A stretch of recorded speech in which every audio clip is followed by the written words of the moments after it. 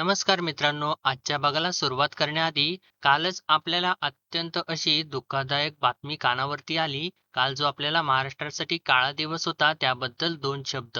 आपल्या महाराष्ट्राचे लाडके माननीय उपमुख्यमंत्री अजितदादा पवार यांचे अचानक जाणे मन खरंच सुन्न करणारे आहे मित्रांनो. शब्द अपुरे पडतात, डोळे सुद्धा भरून येतात. महाराष्ट्राने आज आपला एक कणखर असा आधार नक्कीच गमावलेला आहे. ईश्वर त्यांच्या आत्म्यास शांती देवो आणि पवार कुटुंबियांना हे अपार दुःख सहन करण्याची शक्ती देवो मित्रांनो. आपल्या चॅनलतर्फे दादांना भावपूर्ण श्रद्धांजली. आणि कितीही झालं तरी मित्रांनो, आपल्या महाराष्ट्राला ही पोकळी भरून काढणं अशक्यच आहे. पण मित्रांनो, शो मस्ट गो ऑन, कारण काही झालं तरी आपल्याला पुढे हे जावंच लागतं. तर मित्रांनो चला, मी सावित्रीबाई ज्योतिराव फुले या मालिकेच्या आजच्या म्हणजेच 29 जानेवारीच्या भागाला सुरुवात करूया. आता पाटील इथे बैलगाडीच्या चाकाला वंगण घालत असतात. तर तेव्हा आता त्यांच्या कानामध्ये तेच सगळे काही शब्द घुमत असतात, जे बटूशास्त्रींनी सांगितलेले असतात, की बाशिंग बळ नाही, लग्न जमणं कठीण वाटतंय आणि जर स्थळ चालून जरी आलं तर माशीही शिंकणारच. आणि असं ते सर्व काही विचार करत असतात आणि त्यांना त्या गोष्टीचा त्रास होत असतो.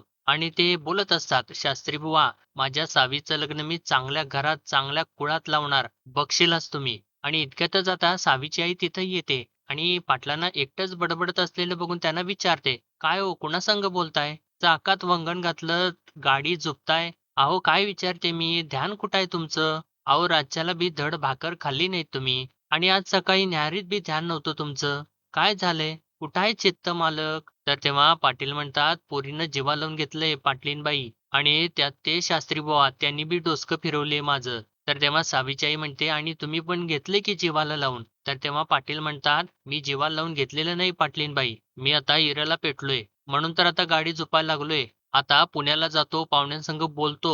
वर पसंत असेल तर होकार घेतो, मुहूर्त काढतो आणि मगच येतो इकडं. मोरल्या 15 दिवसात नाही सावीचं लगीन लावलं तर खंडोजी पाटील नाव नाही सांगणार मी." तर तेव्हा आता सावीची आई विचारते, "पण असं म्हणालं काय शास्त्री बुवा? काही वंगाळ सांगितलं काय त्यांनी?" तर पाटील म्हणतात, "त्यांनी जे काही सांगितलंय ते खोटं ठरवायचा विडा उचललाय खंडोजी पाटलानं. आणि मी बघतोच आता माझ्या लेकीचं भलं कसं होत नाही ते बघतोच मी आता." तर इकडे आता सावी नेहमीप्रमाणे कपिलेसोबत बोलत बसलेली असते. ती कपिलेला म्हणते, "बघितलंस का कपिले, माणसं किती दुष्ट असतात आणि का ग अशी वागतात? ते आपण काय त्यांचं वाईट केलेलं असतं? का त्यांना त्यांची गंमत वाटते?" राधा सुद्धा गेली आणि ती रमा आता ती ओळखीला सुद्धा येत नाही. तिला फुलं किती आवडायचे आणि फुलासारखीच ती टवटवीत होती. पण आता गेली सुकून. पण कपिले तूच सांग बाई आता, कसली ग माझी सर्पदृष्टी? तिचा नवरा फेफरं येऊन मेला तर मग ती कसली ग पांढऱ्या पायाची? मला तरी काहीच कळत नाही. आणि कपिले तुझं तरी बरं आहे. तुला निदान हंबरता तरी येतं. पण रमानं काय करायचं? असं ते सर्व काही कपिलेसोबत बोलत असते मित्रांनो. आणि इतक्यातच आता पाटील तिथे येऊन उभे राहिलेले असतात. तर सावी पुढे म्हणते, "आणि जरी ती हंबरली तरी तिचं हंबरणं पंतोजींच्या घरामधून बाहेर येईल का ऐकायला?" आणि आता असं ती बोलत असताना ती एकदम नाराज अस्वस्थ असते. तर तेव्हा पाटील आता तिच्या दिशेने येऊ लागतात. तर इकडे आता बटूशास्त्री आणि कुलकर्णी एकमेकांना भेटतात. तर तेव्हा बटूशास्त्री कुलकर्ण्यांना म्हणतात, "अहो वा वा वा कुलकर्णी, मी देवळातून बाहेर पडतो काय आणि तुम्हाला भेटतो काय? हा घ्या प्रसाद घ्या." असं म्हणून त्यांना ते प्रसाद देतात. तर तेव्हा कुलकर्णी प्रसाद घेतात. तर बटूशास्त्री विचारतात, "कसली एवढी धांदल? शिरवळला निघालात का?" तर तेव्हा कुलकर्णी सांगतात, "नाही नाही, पुण्याला निघालो." तर तेव्हा बटूशास्त्री म्हणतात, "पुण्याला? मग खूपच मोठी मोहीम धरली म्हणायची." तर तेव्हा कुलकर्णी म्हणतात, "अहो नाही नाही, पाटलांच्या सोबत निघालेलो आहे." तर तेव्हा बटूशास्त्री म्हणतात, "तेच ते, म्हणजे मोहीम मोठीच म्हणायची." तर तेव्हा कुलकर्णी म्हणतात, "ते पुण्याहून स्थळ आले होते ना, त्यांच्याकडे जायचे म्हणत होते." तर तेव्हा बटूशास्त्री त्यांना म्हणतात, "अहो कुलकर्णी, उगाच वेळ घेऊन पेडगावला कशाला जाताय? सरळ सांगा ना, फुल्यांच्या घरी जातोय." तर तेव्हा कुलकर्णी म्हणतात, "हो हो, फुल्यांच्याकडेच." तर बटूशास्त्री आता रागालाच येतात आणि म्हणतात, "जा म्हणावं, करा लाडुऱ्या आणि पडा पाया त्यांच्या. घ्या त्या कार्टीला पदरात." तर तेव्हा कुलकर्णी म्हणतात, "का काय झाले? त्यांना पसंत नाही का सावी?" तर बटूशास्त्री म्हणतात, "त्यांना लाख पसंत असेल हो, पण हिचं ग्रहमान लाख खराब. हिला मंगळ आहे आणि त्याच्या मागे शनीची पीडा." तर तेव्हा कुलकर्णी विचारतात, "पण कुणाच्या?" तर तेव्हा बटूशास्त्री अजून चिडतात आणि म्हणतात, "अहो त्या फुल्यांच्या पोराच्या हो." तर तेव्हा कुलकर्णी म्हणतात, "पण हे तुम्हास कसे ठाऊक?" तर बटूशास्त्री म्हणतात, "अहो कीर्तनात त्याने केवढे आडवे लावले होते. हे असंच का ते तसंच का?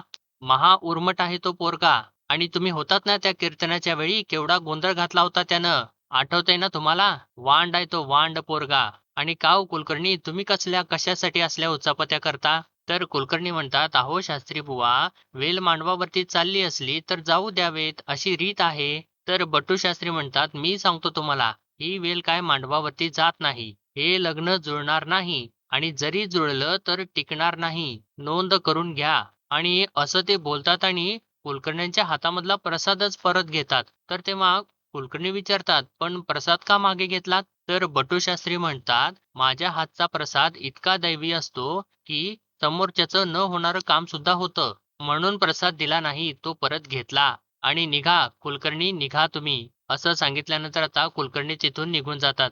तर बटूशास्त्री चिडलेलेच असतात आणि म्हणतात, "चालले हे फुल्यांच्या घरी. वाह!" तर आता पाटील इकडे सावीच्या जवळ येतात आणि तिला म्हणतात, "सावी, अरे पोरा, चारा घातला का कपिलेला?" तर तेव्हा सावी तर नाराजच असते आणि त्या स्वरातच ती म्हणते, "हो आबा." तर तेव्हा पाटील म्हणतात, "हो आबा, पण इथं इथं काय चारा तर दिसेनाच, का दोन्ही गायींनी मिळून संपवलाच समजा." असं बोलून ते हसतात आणि बाजूला जाऊन चारा घेतात आणि गाईला चारा घालतात आणि त्यानंतर एकदम शांतपणाने जाऊन सावीच्या शेजारी बसतात आणि तिला विचारतात, "सावी काय झालं?" तर तेव्हा सावी काही नाही असं म्हणून ती मान डोलावूनच सांगत असते. तर तेव्हा पाटील परत तिला विचारतात, "सांग की लेकरा, हे गाय-वासरू आहे की नाही? तसं असतंय बापाचं आणि लेकीचं नातं.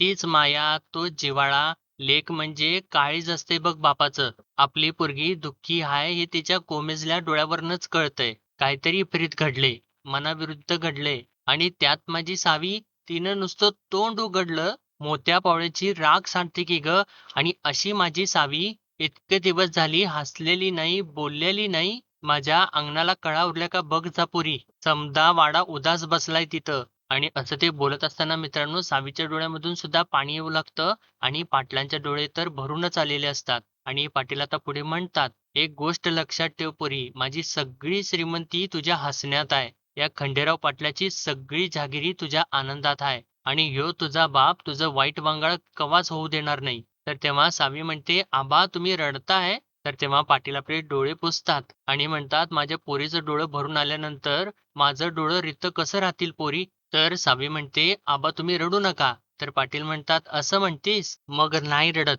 हे बघ डोळे पुसले. हसून जाऊ का तुला? पण त्यासाठी आधी माझ्या पोरीनं हसलं पाहिजे." असं म्हटल्यानंतर आता सावी रडत-रडत हसू लागते. तर तेव्हा पाटील सुद्धा हसतात आणि म्हणतात, "अगं माझी गुणाची पोरगी आणि लेकरा तू विचार करू नकोस. विचार करायला तुझा बाप खंबीर आहे का नाही इथं? आहे का नाही सांग बरं? आणि मी जे सांगतोय ते समजून घे. हे बघ प्रत्येकाचं नशीब वेगवेगळं असते. एखाद्याच्या नशिबात दुःख लिहिलंय, वाईट वंगाळ लिहिलंय, म्हणजे दुसऱ्याच्या नशिबात पण तसंच होईल असं नाही होत. चांगला नवरा मिळणं, चांगलं घर मिळणं, चांगली माणसं मिळणं, हे ज्याच्या त्याच्या नशिबाप्रमाणे होत असते. दुसऱ्याचं वाईट वंगाळ ऐकून आपण कोलमडून पडायचं नाही. आपण शिकायचं त्यातनं. हे सगळी काही जगराटी आहे लेकरा. सुखदुःखाचा सामना आपला आपण करावा लागतोय. कळालं का? खंबीर राहायचं. आपला मार्ग आपणच काढायला लागतो. आणि तू माझं काळीज आहेस, जीव आहेस तू माझा. त्यामुळे साऊबाळा घाबरायचं नाही आणि ह्यो तुझा बाप तुझं वाईट वंगाळ कवा बी होऊ देणार नाही. कळतंय ना? आणि आबावर विश्वास आहे का नाही?" तर तेव्हा सावी हो असं म्हणून मान डोलावत असते. तर पाटील म्हणतात, "हाय म्हणून सांग बरं तोंडानं." तर तेव्हा सावी आहे असं सांगते. तर तेव्हा आता पाटील खरंच मनापासून हसतात आणि म्हणतात, "अरे माझं गुणाचं लेकरू." असं म्हणून तिला जवळ घेतात आणि तिला सांगतात, "चल आता मी जाऊन येतो." तर सावी विचारते, "पण तुम्ही कुठं निघालात?" तर तेव्हा पाटील म्हणतात, "माझ्या पोरीच्या तोंडावरचं हसू परत आणायला." तर सावी विचारते, "म्हणजे?" तर तेव्हा पाटील म्हणतात, "म्हणजे तुझं जळकं पुस्तक परत आणायला. तो ज्योती घेऊन गेलाय नव्हं? त्याच्याकडे जातो आणि त्याला सांगतो, 'ज्योतिराव, एकतर माझ्या लेकीचं पुस्तक परत द्या, नाहीतर माझ्या सावीला पुण्याला घेऊन जावा.'" तर सावी तर विचारते, "पण तुम्हाला पुस्तकाचं कसं कळालं?" तर पाटील म्हणतात, "आता हाय का? आता एवढं सगळं रामानं सांगितलं ते कशासाठी? बापाला सांगायला लागत नाही पोरी. बापाला कळतंय सगळं. आणि हे बघ साऊ, जो मुलगा परक्या बाईचं दुःख ऐकून आपलं सोन्याचं कडं दान करतो, जो कीर्तनकाराशी थेटपणानं सवाल-जबाब करतो, जो पोरगा शाळेत जातो, तोच पोरगा माझ्या साऊसाठी योग्य आहे. त्याच ज्योतिरावाला भेटायला पुण्याला चाललोय. जाऊ का? जाऊ?" असं विचारल्यानंतर सावी हो असं म्हणून मांडू लावते. तर तेव्हा आता पाटील हसतात आणि उठतात आणि म्हणतात, "कपिलेची काळजी घ्या." असं सांगून आता ते तिथून निघून जातात. आणि त्यानंतर बैलगाडीत बसतात आणि तिथून चाललेले असतात आणि त्यांच्यासोबत बरेच जण असतात आणि कुलकर्णी सुद्धा असतात. आणि तेव्हा आता पाटील जात असताना त्यांच्या डोळ्यासमोर ते क्षण येत असतात, ज्यावेळेस सावीच्या मैत्रिणीला सती जायसाठी लोक जबरदस्ती करत असतात आणि बटूशास्त्री ते अग्नी देत असताना सावीने दगड फेकून त्यांच्या हाताला मारलेला असतो. आणि त्यानंतर ती म्हणालेली असते, "राधा खाली उतर." आणि बटूशास्त्री तिला थांबवत असतात, तर सावी त्यांच्यावरतीच ओरडलेली असते. आणि त्यानंतर आता बटूशास्त्री म्हणालेले असतात, की "या पापाचं प्रायश्चित्त तुम्हाला घ्यावंच लागेल. तुमची सवस्त धेनू ही तुम्हाला दान करावीच लागेल." आणि त्यानंतर सावीने मुद्दामूनच त्या कपिलेला तिथून पाठवून दिलेलं असतं आणि त्यानंतर तिने येऊन सांगितलेलं असतं, "आबा, गाय दावत उडून पळाली." आणि ते सगळं लक्षात आल्यानंतर बटूशास्त्री पाटलांना म्हणालेले असतात, की "तुम्ही इथं घरी बोलवून जो काही माझा पाणउतारा केलायत ना, ते चांगलं नाही केलंत. लक्षात ठेवा." आणि आता तो क्षण आठवतो, ज्यावेळेस सावीने दरवाजा आपल्याला खोलीमध्ये बंद करून घेतलेलं असतं आणि दरवाजा उघडून सांगितलेलं असतं, की "आबा, मला लगीन नाही करायचं." आणि त्यानंतर आता पाटील बटूशास्त्रींच्याकडे गेलेले असतात आणि तेव्हा बटूशास्त्री म्हणालेले असतात, की "नाही, लग्न जुळणं कठीण वाटतंय आणि जरी लग्न जुळलं तरी माशी ही शिंकणारच." आणि आता जर त्यावेळेला गाय दान दिली असती, तर पापाची राशी थोडी कमी झाली असती. आणि तेव्हा हे सगळे काही असं विचार करत म्हणजे त्या विचारात हरवून गेलेले असतात. तर तेव्हा एक जण पाटलांना हाक मारतो आणि म्हणतो, "अहो पाटील, पाटील काय झालं? एकदम गप्प गप्प." तर तेव्हा पाटील काही नाही असं म्हणून मान डोलावूनच सांगतात. आणि त्यानंतर त्यांच्या सोबत बसलेला एक जण म्हणतो, "अहो पाटील, चंची तरी काढा." तर तेव्हा पाटील चंची काढून त्याच्या हातामध्ये देतात. आणि आता तो बोलू लागतो म्हणतो, "अहो पोरगा पसंत आहे ना?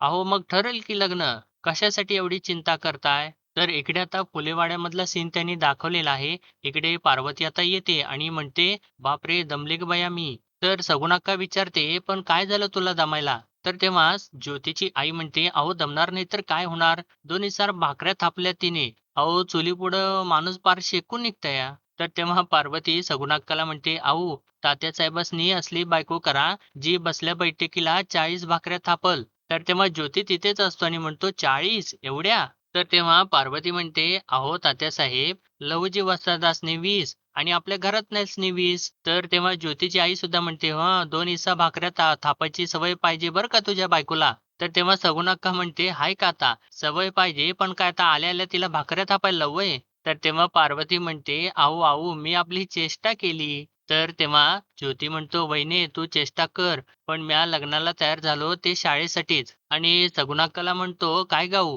काय झालं? विचारलंस का शाळेचं?" तर तेव्हा सगुणाक्का म्हणते, "अरे विचारते, पण मला आधी सांग तुला सावित्री आवडली का?" आणि असं ती विचारत असताना आता थोडासा ज्योती लाजत असतो आणि इतक्यातच आता त्याचे मित्र तिकडून शिट्टी वाजवू लागतात. तर तेव्हा आता सगुणाक्का म्हणते, "हाल आहे का आता? आली का शीळ?" तर तेव्हा ज्योती म्हणतो, "पक्षी आहे वाटतं." तर तेव्हा सगुणाक्का म्हणते, "होय, मग त्या पक्ष्याला जाऊन सांग मी येत नाही म्हणावं." असं म्हणून ती चिडते. तर तेव्हा ज्योती तर हसत असतो आणि हसत-हसत तिथून तो निघून जातो. आणि त्यानंतर त्याच्या मित्राजवळ जाऊन त्याला विचारतो, "काय रे, काय झालं?" तर तेव्हा तो मित्र सांगतो, "अरे, वस्तादांनी भाकऱ्या घेऊन बोलवलंय तालमीमध्ये." तर तेव्हा ज्योती म्हणतो, "होय काय? तो पुढू हो, मी आलोच." असं म्हणतो आता भाकऱ्या घ्यायसाठी जातो आणि भाकऱ्या घेऊन तो चाललेलाच असतो.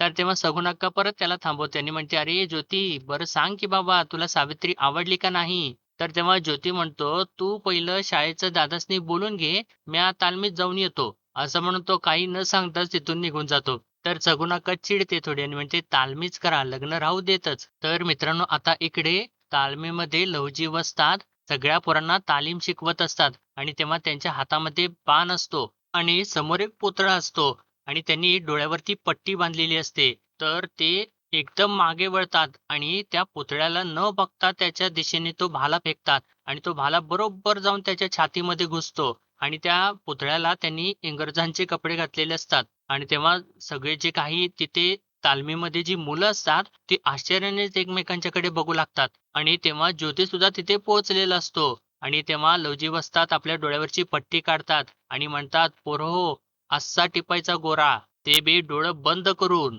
तर तेव्हा एक मुलगा म्हणतो, "आम्ही टिपणार वस्ताद." तर तेव्हा लहुजी वस्ताद म्हणतात, "20-22 वर्ष होत आली. शनिवार वाड्यावरून आपला भगवा झेंडा खाली उतरला. केवढी नामुष्की झाली. टीचभर गोरा माणूस आपल्या उरावरती थै-थै नाचतोया आणि आपण बिनधोर चुकवाया बघतो. गोरं लोक आपल्यावरती राज्य करतोय. त्याची लाज वाटली पाहिजे. या मोर दिसला हरीण की ठोकला पाहिजे. हे ध्यानात घ्या. स्वराज्य भीक मागून मिळणार काय? ते हिसकावून घ्यावं लागतं. आणि ते हिसकावून घ्यायचं असेल तर हातात तलवारी घ्या.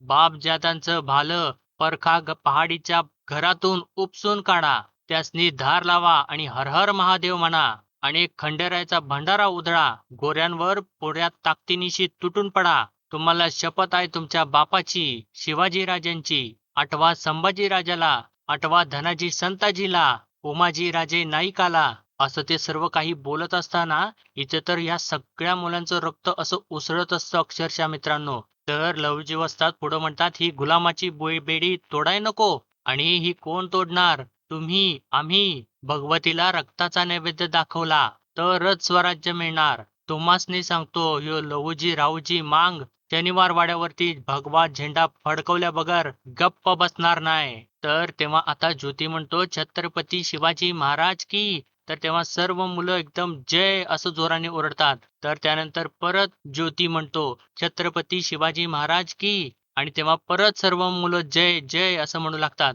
तर तेव्हा लहुजी वस्ताद म्हणतात, गब्रू हो, तुम्ही तानाजी मालुसरेंचा मंत्र कायम ध्यानात ठेवायचा. नंतर काय, आधी लगीन कोंढाण्याचं, मग माझ्या रायबाचं. तर तेव्हा आता एक मुलगा म्हणतो, पण वस्ताद, हा ज्योती तर बायको बघून आलेला आहे. आणि तेव्हा वस्ताद तर आता ज्योतीकडे रागाने बघू लागतात. आणि तेव्हा ज्योती सुद्धा घाबरलेला असतो. तर लहुजी वस्ताद ज्योतीला म्हणतात, लगीन करून संसार करण्यापेक्षा तलवार घ्या आणि गोऱ्या माकडासनी हुसकावून लावा. आज त्याची गरज आहे. आणि हा ज्याचा त्याने विचार करायचा. ज्योती, हा निर्णय तुझा हाय. तू घ्यायचा आहेस. तलवार की संसार? रक्तात भिजायचं का कुंकवात दमायचं? आणि असं वस्तादांनी सांगितल्यानंतर ज्योती मात्र विचारात पडतो मित्रांनो. आणि आजचा भाग इथेच संपलेला आहे आणि पुढील भागामध्ये आपण पाहणार आहोत. आता ज्योतीची मित्र त्याला समजावून सांगू लागतात, तू त्या लग्नाच्या भानगडीत पडू नकोस. तर दुसरा मित्र म्हणतो, अरे लहुजी वस्तादांनी तानाजी बाबांचा मंत्र सांगितलाय नवं, आधी स्वराज्य नंतर संसार.